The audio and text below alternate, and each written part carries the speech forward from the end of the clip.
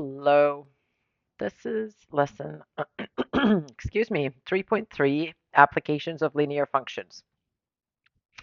So we're gonna analyze the cost, revenue, and profit functions here, write average cost functions, write depreciation functions, and find the break-even point, and analyze supply and demand curves. Excuse me. Okay, first we're gonna start with the cost, revenue, and profit functions.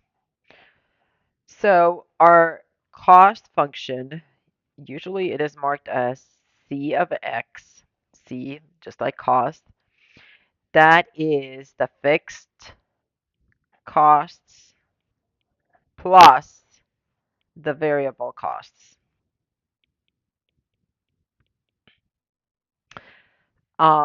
Revenue, R of x, is the price per item times the quantity.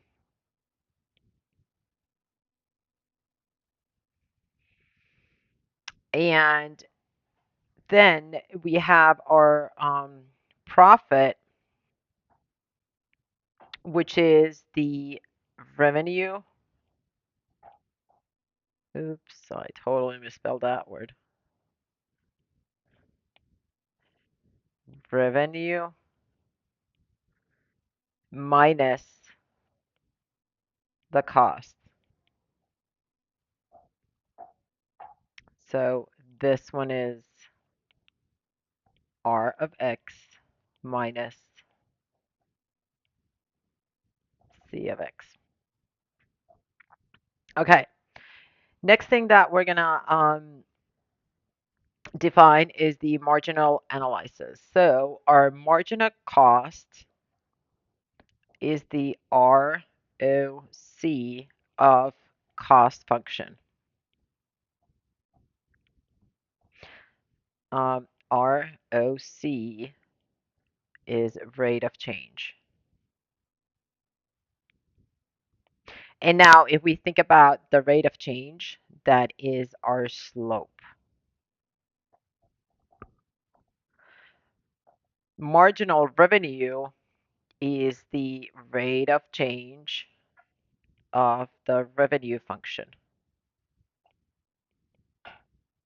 Again, that's the slope. Okay, let's look at an example. We have a trailer hauling service charges $95 plus $8 per mile. Identify the variables. So, what we are trying to, or our x here, is going to be number of miles.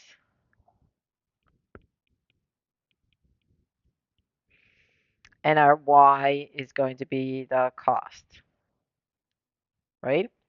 So next on B, we're going to write a cost function. So C of x is going to be, now we need to look at, so they charge $95 anyway. So then this one is the fixed cost. And then they charge $8 per mile. So that one is the variable cost.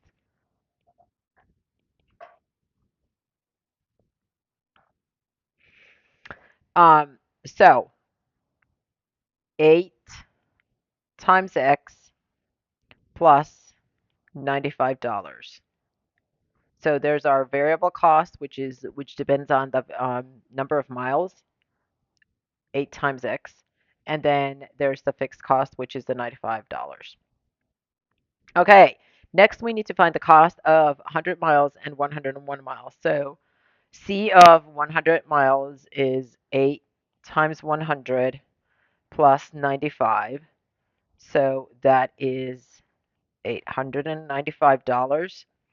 And then for 101 miles, the cost is going to be $903. Okay, Example 2. Now, a reminder that all of these, when we're talking about the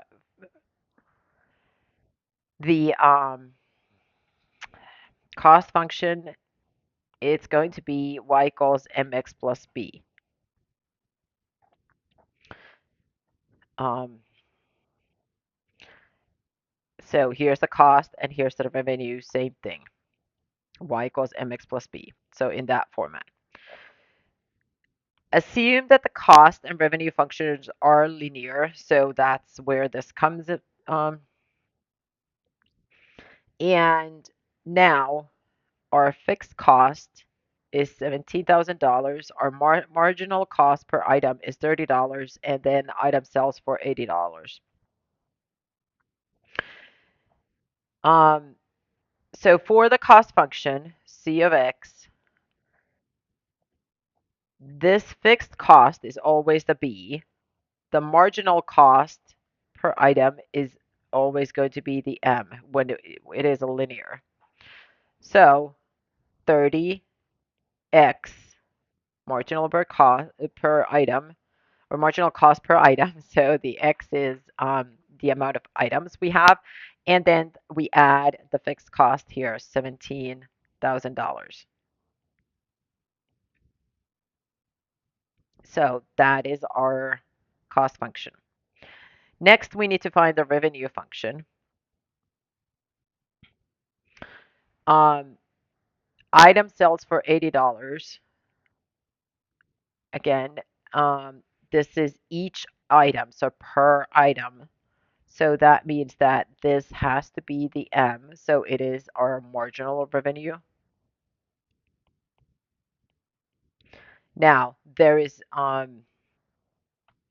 no nothing that is added or subtracted from it. So the revenue function is straightforward. R of x equals $80 times x. And that's it. Okay, next we're going to look for the profit function. So the profit function is R of x minus C of x.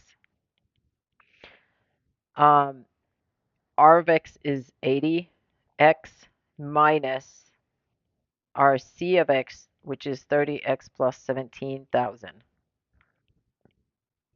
And now we can distribute the negative here. So we get 80x minus 30x minus 17,000. And then we can combine the like terms. So we get 50x minus 17,000. And that is our profit function. Okay. Next, we're looking for the profit on 100 items. So we're going to take that profit function there, x equals 100, 50 times 100 minus 17,000. And when we do this calculation, we get $12,000. And it's actually a negative $12,000. So that means that there is a loss. So if they sell 100 items, they're going to lose money. So they need to sell way more because the cost of making them is more than the revenue from selling. Okay, next one. Next example, 3. Assume that each of the given situations can be expressed as a linear cost function. Find the appropriate cost function. So we have a fixed cost of $2,000. That is our B. Then 40 items cost $5,000. Now, what do we know here? We know that B is $2,000, and that is our y-intercept, 0, 2,000. Now, we don't have the slope, the m, all we know is that 40 items cost $5,000. So what we need to do is we're going to have a point which is 40, 50,000. Now, so we will need to calculate the slope and then use the y-intercept to figure out. Uh, so the steps here, hold on. Steps here are first, find the slope. So our slope in this case, well, a slope is calculated y2 minus y1 over x2 minus x1. And now we can pick either one of these. Well, I'll just use this as 0.1. It'll be a little bit simpler with the numbers. So y2 is 2,000 minus y1. Well, it's not necessarily simpler, but anyways, 0 minus 40. So 2,000 minus 5,000 is a negative 3,000, and then we have a negative 40 that is 75. So 75 is our slope now. After that, our second step is to find the y-intercept. So if we get a yes, then we can write y equals mx plus b. And if it is a no, that we don't have the y-intercept, then we use the point slope form. So looking at our question, we do have our y-intercept right here. So our b is $2,000. So we can just go ahead and write the cost function. C of x equals, our slope is 75 like we calculated, x plus 2,000. And that is our cost function. Okay, so next example. Again, the these are the steps that we're going to be following when doing these. So marginal cost is $90. That is our slope. And then we have a point 150, 16,000. This is our point. So x1, y1. There is no y-intercept. So we have, if we go through our questions, number one is slope. Yes, we have a slope. And then for the y-intercept, the answer is no. So we're going to be using the point slope formula to calculate the equation. So y minus 16,000, slope is 90, and x minus 150. So this is our y1 and this is our x1. Okay, then we need to distribute. So we get y minus 16,000 equals 90x minus 13,500. We add 16,000 to both sides. And we get y equals 90x plus 2,500. And this is our cost function. Okay, next one. Part 2, average cost function. So we've just been talking about cost function in general. Now we're going to look at the average cost. So average cost, and there should be a line on top of the C here. Average cost function would be our cost function divided by the items. So average cost is total cost divided by total number of items, just like you would do any average. Okay, so we have a cost function given here. C of x equals 80x plus 12,000. Find the average cost per item when the required number of items is produced. Um, and then first we have 100 and then we have 1,000. So what we're going to do here is we're just going to plug in the 100. 80 times 100 plus 12,000. And when we do the calculation here, we get 20,000 as our cost for the 100. Now, when we need to find the average cost, we're going to do the average cost for 100. We're taking the 20,000 and dividing it by the 100 items. So we get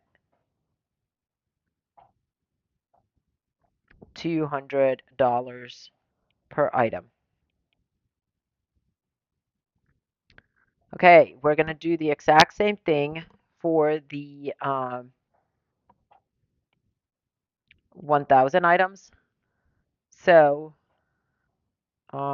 C of 1,000 is going to be 80 times 1,000 plus 12,000. That looks like a 7. 12,000. So we get 92,000. And then our average for the 1,000 items is going to be 92,000 divided by 1,000. So the zeros cancel each other out and we get 92 per item. Okay, next question. Has the average cost increased or decreased? Explain why that would happen. So if we look at this one is a $200 per item and this one is a $92 per item. So the cost per item remains the same. That does not change. But it is being split among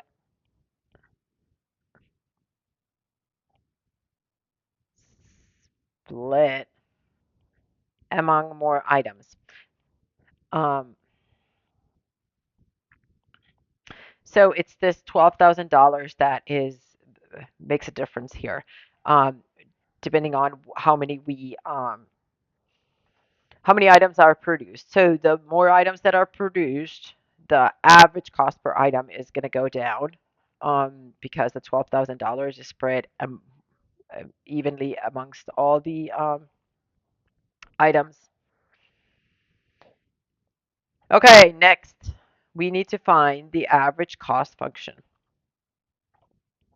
So the average cost function would be 80x plus 12,000 divided by the amount of items, which is x. That is your answer for this one. Then we need to sketch a rough graph of the average cost function. Is it increasing or decreasing? So this one's a little bit of because it is irrational. So remember, we cannot have x2 equals 0. So there is a kind of a split somewhere. And now, so the way it looks is it comes from up here and goes to the right. And then there's another one that comes from the left and goes down.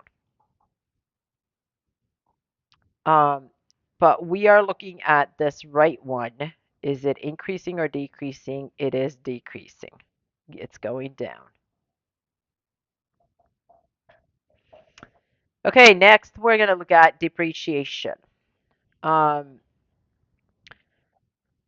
the manufacturer's suggested retail price MSRP for a base model 2016 Toyota Prius is $35,035, and it is expected to be worth $14,115 in 4 years. Write two ordered pairs to model the data provided. So the first order pair is going to be this one, where we have time is usually an x, so or always x. So that's why we know that 4 is going to be the x, and then the cost 14,115 is going to be your y. So that's one ordered pair. Now the second order pair is going to come from here. This is the initial price, and that means that our x is 0. That is when it's driven out. So our second one would be 0, $25,035. Also, if you notice x is 0, this has to be the y-intercept. Okay, next thing is find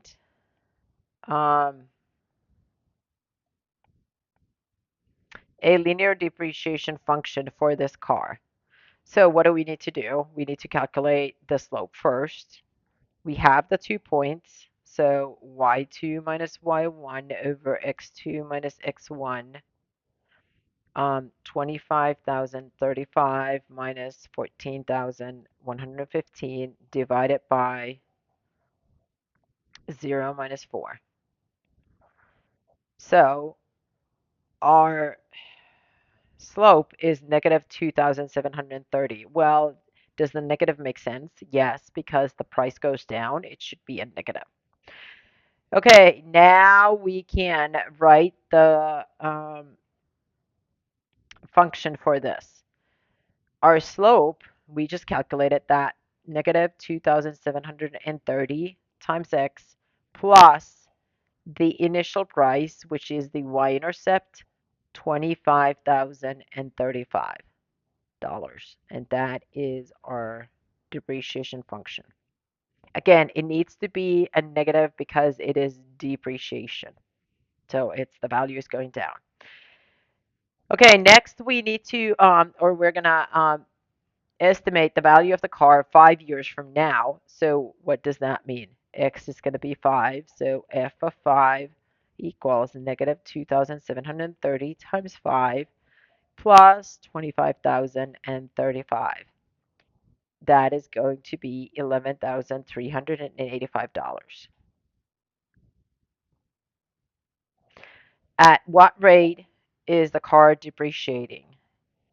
Um, well, this is the rate right here. So $2,730 per year. Slope is the rate, again, rate of change.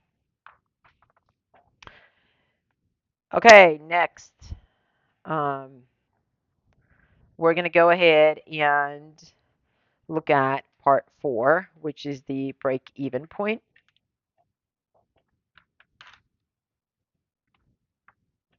Right here. Hold on a second.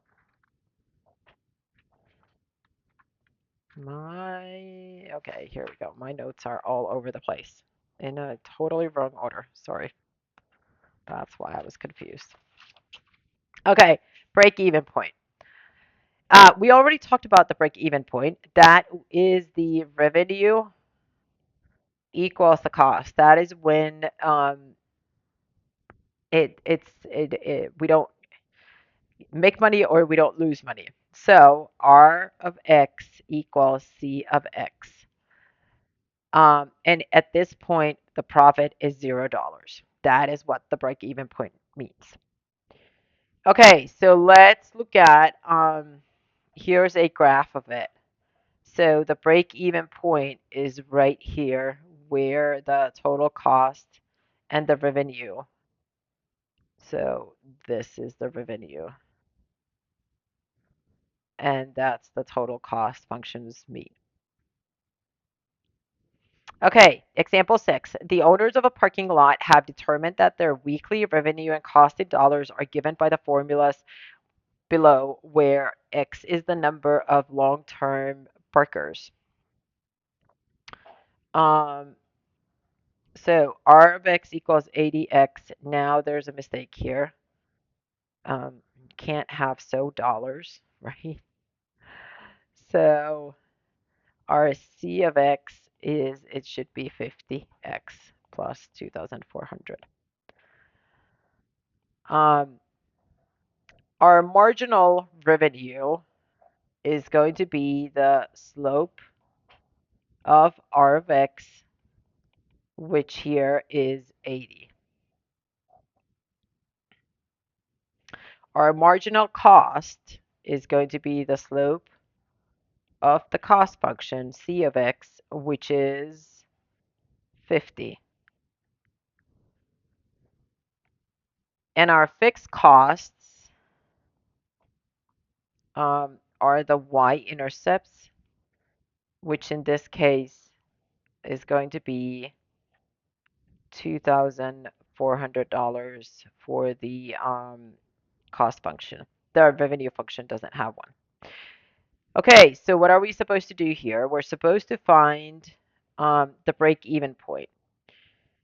So we're going to go ahead and take the revenue function and set it to equal the cost function here. So 80x equals 50x plus 2,400. And now we're going to go ahead and solve for x. So we're going to subtract 50x from both sides. We get 30x equals 2,400. Divide by 30 to isolate x. And x equals 80. Now, we're looking for a break-even point. We have the x coordinate of the point. Now we need to find the y coordinate. So what we're going to do is we're going to plug this into our revenue function, R of 80, which is 80 times the 80.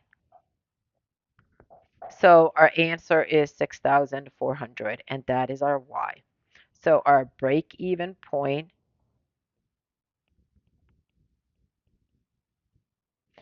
is 86,400.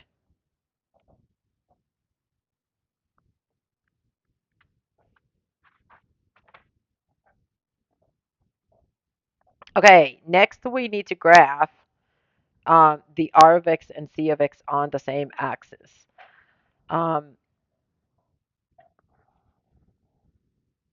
So here, now, R of x doesn't have the y-intercept, so that means that it starts from the origin right here, and it goes up like this. Our C of x here has the y-intercept, 2,400, so that's going to start somewhere here, and the slope is not going to be as, or is not as big, because it's 50, right? Yes, 50 compared to 80. So it's the line is going to increase more gradually. So this is our C of x, and this is our R of x right here. So this in between right here. So this part is the profit, R of x minus C of x. And this part here is the loss, which is calculated the same way as the profit. Cost function minus the revenue function.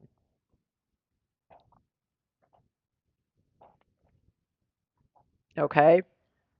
Um, and then what we need to plug in here is the break-even point that we just calculated.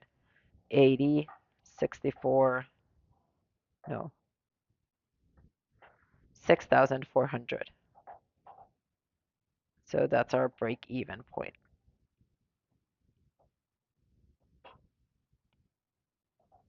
Okay? From the graph, would you expect a loss or profit with 60 long-term perkers? Okay, so what we need to do is we need to plug this in. Our revenue from 60 cars would be 80 times 60, which is 4,800. The cost from 60 cars is 50 times 60. We're still using the same um, functions, plus 2,004. Whoops, 10, too many. And this equals 5,400. So if we take our R of 60, which is 4,800, and we subtract the cost function from it, we can see that it's negative 600. So it is going to be a loss.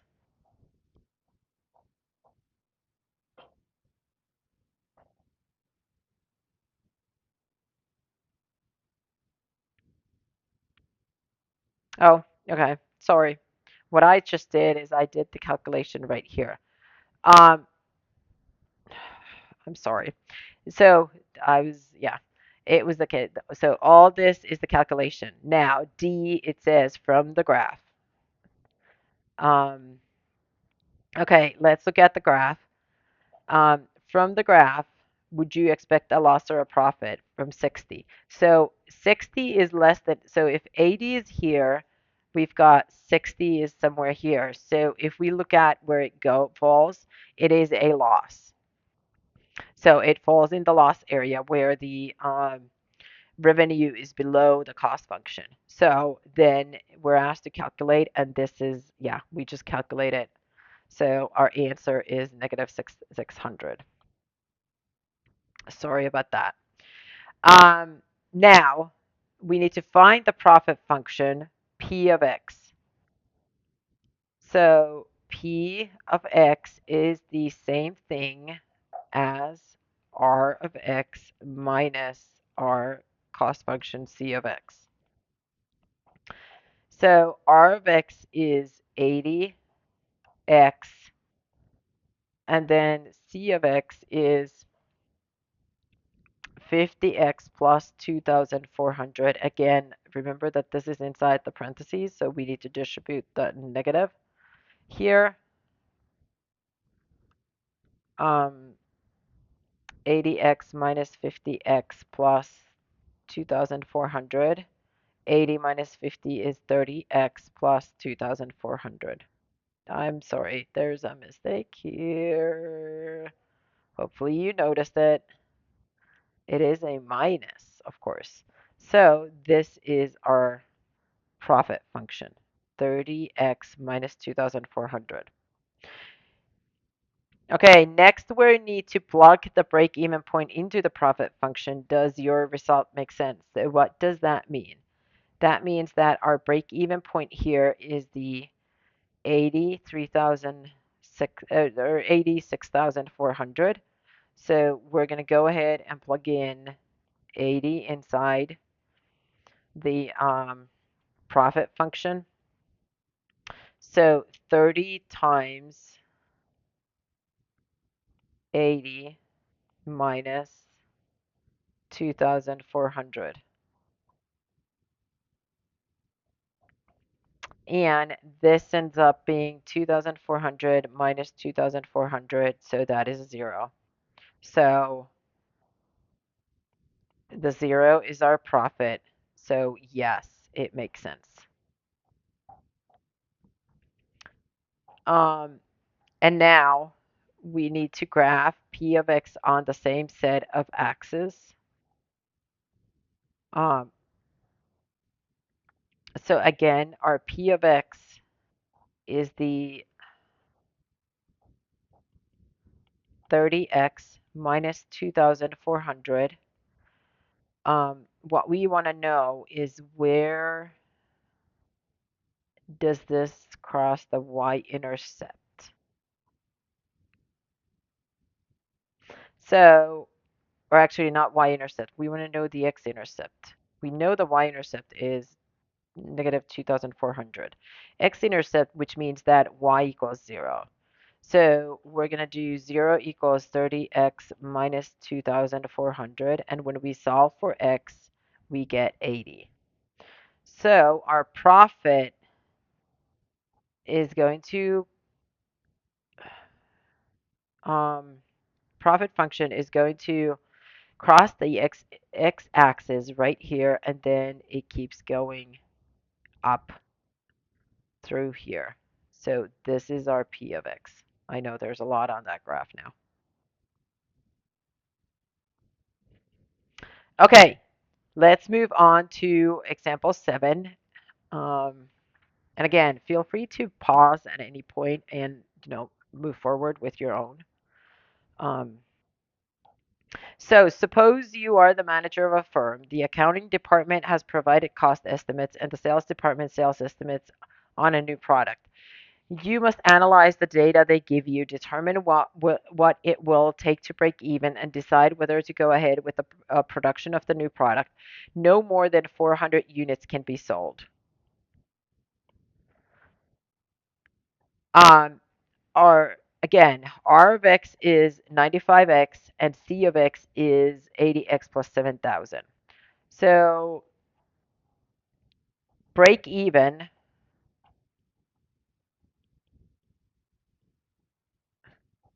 I'm missing an even point, um, again, is the same as R of X equals C of X. So we're going to set those two to equal. 95X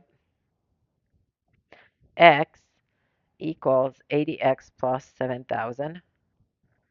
So we subtract 80X and we get 15X equals 7,000 divided by 15. X is 466 and 2/3. So that is our break-even point. So what does that mean? That means that you must have, or you must make at least 467. I'm trying to figure out what were they. Suppose you on a new product, 467 units to break even.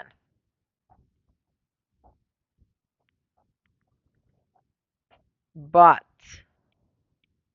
you can only sell 400. Remember, this is what it says. No more than 400 units can be sold. So is it worth? No, it is not. Not worth to go ahead with the production.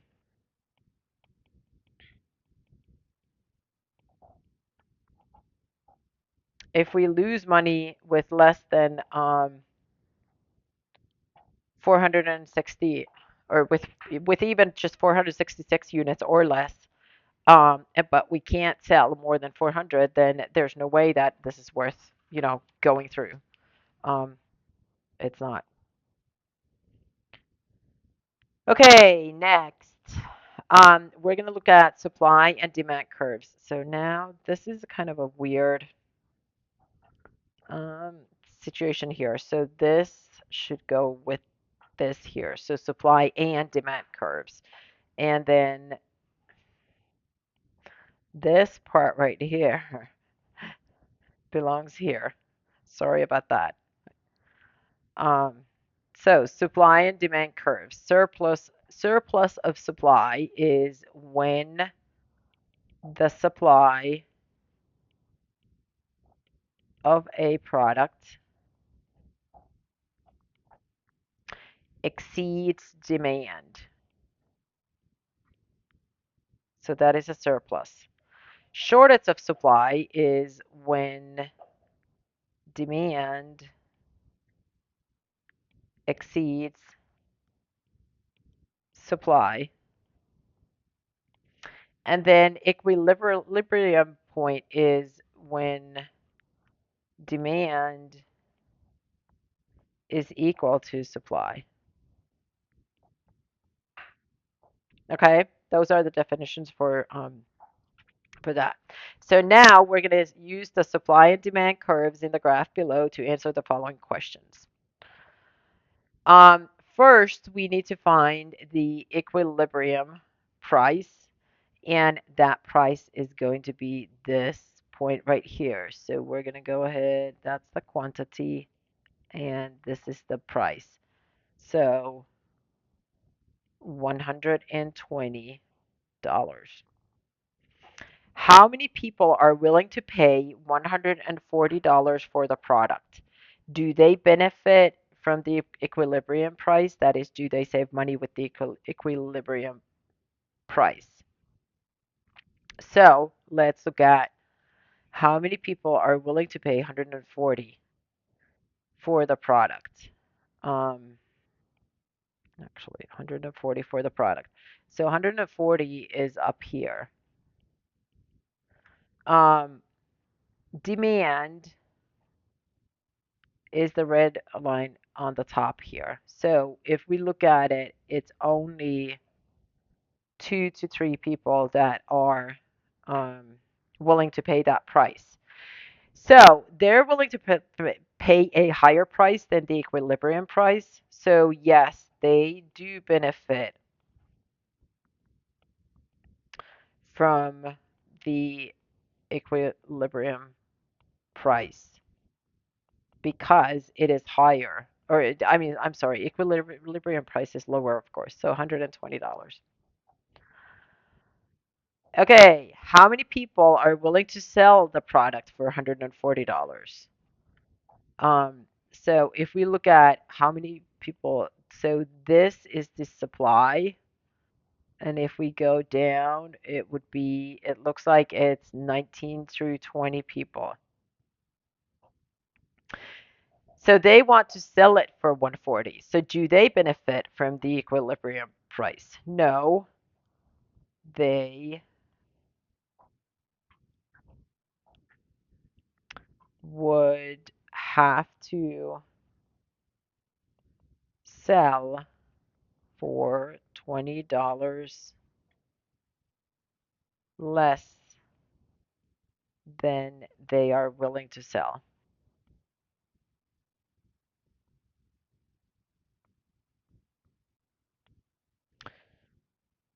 Okay, how many people are willing to pay $100 for the price? Do they benefit from the equilibrium? So $100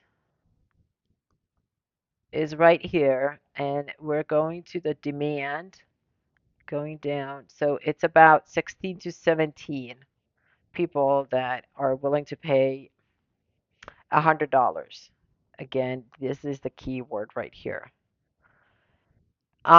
So do they benefit? No, they have to pay